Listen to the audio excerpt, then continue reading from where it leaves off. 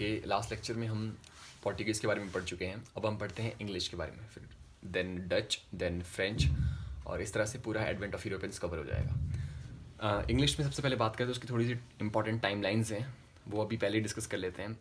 December 1, 1600, इस दिन जो वहाँ की क्वीन थी एलिजाबेथ, उन्होंने चार्टर इशू किया था ईस्ट इंडिया कंपनी को कि आप जाइए और जाकर ट्रेड कीजिए। ठीक है।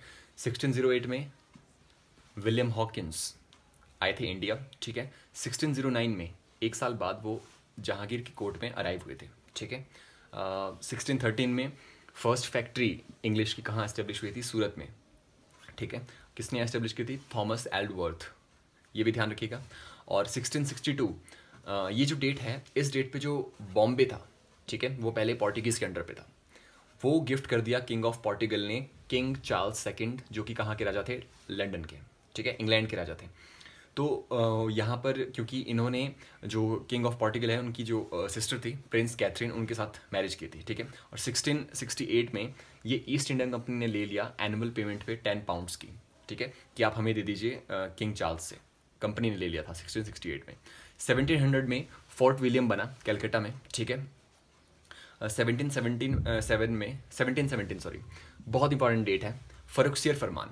ठीक है, ये एक ऐसा फरमान था जिस वजह से जो इंग्लिश थे वो बहुत ज़्यादा फ्री हो गए थे ट्रेड के मामले में इंडिया में। और जॉन सरमन जो इंग्लिश रिप्रेजेंटेटिव थे, ठीक है, जिन्होंने जो फर्रुखसियर था उनसे जो फरमान लिया था, ठीक है, उनका नाम था जॉन सरमन, ध्यान रखना। उसके बाद ज़्यादा नहीं है, इंग्लिश में बहुत कम है। फाउंडर ईस्ट इंडिया कंपनी के कौन थे? जॉन वॉट और जॉर्ज वाइट।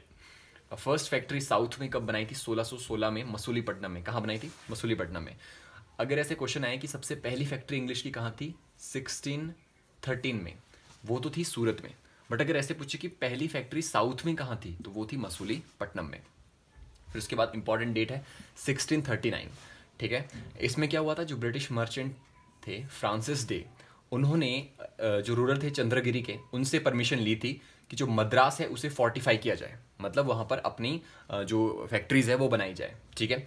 1700 में क्या हुआ था? फोर्ट विलियम की स्थापना हुई थी और सर चार्ल्स आयरी इसके पहले प्रेसिडेंट थे। ठीक है, सर चार्ल्स आयरी। जो फर्रुखसियर फरमान है उसे Magna carta of the company भी कहा जाता था। क्यों कहा जाता था, इसके बारे में हम अभी पढ़ते हैं। ओके, अब देखते हैं फर्रुखसियर फरमान। फर्रुखसियर फरमान आपका 1717 में बहुत ही इंपॉर्टेंट है, Magna carta of the company कहा जाता है इसे। इसमें जो था वो बंगाल था, उसका ट्रेड 300 रुपये एनुअल पेमेंट पे ले लिया था।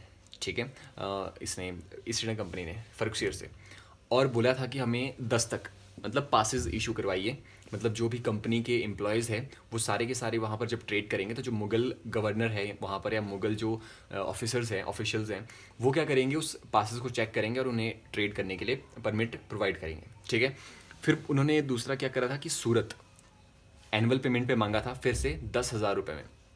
ठीक है, ये मैग्ना कार्टा इसीलिए कहते हैं क्योंकि यहाँ पर बंगाल पे भी अधिकार था और आपका सूरत भी ले लिया था। ठीक है, ट्रेड के लिए, और permitted to issue their own coins, और उन्होंने कहा कि उन्हें उनके जो कॉइन्स हैं वो अपने कॉइन इशू कराने की इजाज़त दी जाए, और ये सारे के सारे जो थे फर्रुखसियर के फरमान में थे। ठीक है। फिर उसके बाद बंगाल देखते हैं। बंगाल ही क्यों? लार्ज एंड रिच प्रोविंस, ठीक है, बहुत ही बड़ा और समृद्ध था। Advance and trade in commerce, ठीक है, ट्रेड बहुत ज़्यादा होता था वहाँ पर, और मुगल एम्पायर का इंपॉर्टेंट प्रोविंस था। ठीक है। अब ये क्वेश्चन आपके माइंड में आना चाहिए मेंस पर्सपेक्टिव से कि बंगाल ही क्यों। देखिए, अगर हम थोड़ा सा मैप बनाएं, यहाँ पर ये आपका नॉर्थ पोर्शन है, ये साउथ पोर्शन है, ठीक है, और ये आपका नियर बाय ईस्टर्न पोर्शन है, मतलब बंगाल यहीं पर आता है आपका। ठीक है। देखिए, नॉर्थ का जो फ्रंटियर था, यहाँ दिल्ली है कैपिटल। कैपिटल क्यों नहीं किया? ये साउथ का कोई पोर्शन क्यों नहीं किया? यहाँ पर बंगाल ही क्यों? ये बहुत इंपॉर्टेंट है, ध्यान रखिएगा।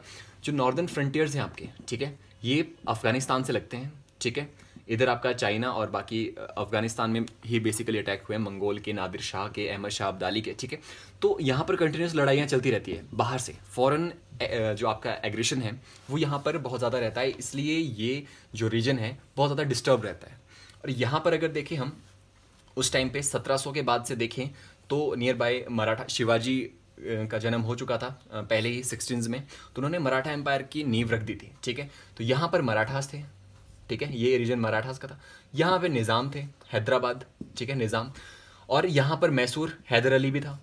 ठीक है, मैसूर डायनेस्टी जब बनी थी, तो 1761 में तो हैदर अली बना था मैसूर का रूलर, ठीक है। उसी टाइम पर Maratha third battle of Panipat हारे थे, और निज़ाम भी आपका जो था हैदराबाद था, जो 1724 में बन गया था, 1724 में बन गया था, और मराठा एम्पायर भी था यहाँ पर। तो इन तीनों के बीच तो आपस में क्लैशेस चले होते थे, कभी मराठा निज़ाम की टेरिटरी ले रहा है, कभी निज़ाम मैसूर पे कर रहा है, कभी ये दोनों मिलके हैदर अली पे कर रहे हैं, कभी इंग्लिश इनकी हेल्प कर रही है। तो इस तरह से ये वाला जो रीजन था ये भी आपस में, ठीक है, जो टेरिटोरियल डिस्प्यूट्स थे इन सभी स्टेट्स के, वो चले रहते थे, ठीक है।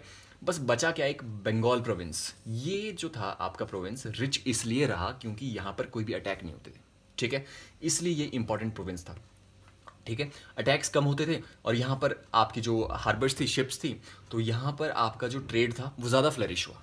इसलिए जो आपका बंगाल था वो बहुत ही इंपॉर्टेंट प्रोविंस था। और इंग्लिश ने जो ब्रिटिश जो कंपनी थी आपकी, उन्होंने जब इंडिया में एनेक्सेशन स्टार्ट की तो वो स्टार्ट की आपकी बंगाल से ही, ठीक है।